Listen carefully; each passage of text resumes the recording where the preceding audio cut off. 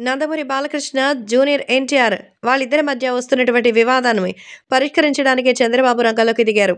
So, Kalyan రామ్‌తో కలిసి నందమూరి బాలకృష్ణ, చంద్రబాబు కలిసి కొద్దిసేపటి క్రితమే జూనియర్ ఎన్టీఆర్ ఇంటికెళ్లారట. ఇప్పుడు రాష్ట్రంలో ఎలక్షన్స్ సమీపిస్తున్నటువంటి తరుణంలో అసలు ఏం జరుగుతుందో అందరూ మనం చూస్తూనే ఉన్నాం. అయితే ఇప్పుడున్నటువంటి పరిస్థితుల మధ్య తెలుగుదేశం పార్టీకి ఎన్టీఆర్ అభిమానుల ఓట్లు గల్లంతయ్యే అవకాశం ఉంది. అయితే ఫ్లెక్సీలకి సంబంధించిన వివాదం రోజురోజుకి ముదిరిపోతోంది. ఎన్టీఆర్‌కున్నటువంటి ఫ్యాన్ బేస్ ముందు ఇలాంటివన్నీ కూడా చిన్న విషయాలే అయినా సరే ఎందుకో ఎన్టీఆర్ ఫ్యాన్స్ సోషల్ మీడియాలో బాలకృష్ణ అభిమానులపై మండిపడుతూ మాటల యుద్ధానికి దిగారు.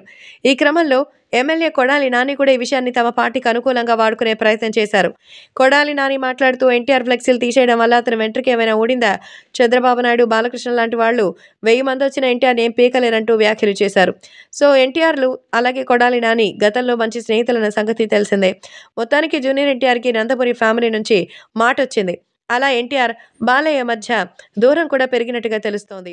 సో, కొడాలి నానికి సంబంధించిన విషయంలో ఎంతగానో మంచిగా షాక్‌లో ఉంది.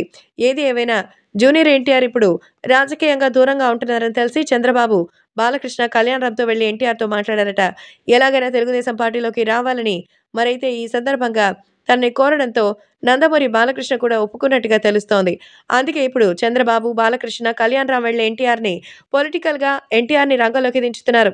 తెలుగుదేశం పార్టీ నుంచి పోటీ చేయించాలని, జూనియర్ ఎన్టీఆర్‌ని ప్రచారంలోకి తీసుకురావాలని కోరుతున్నారట.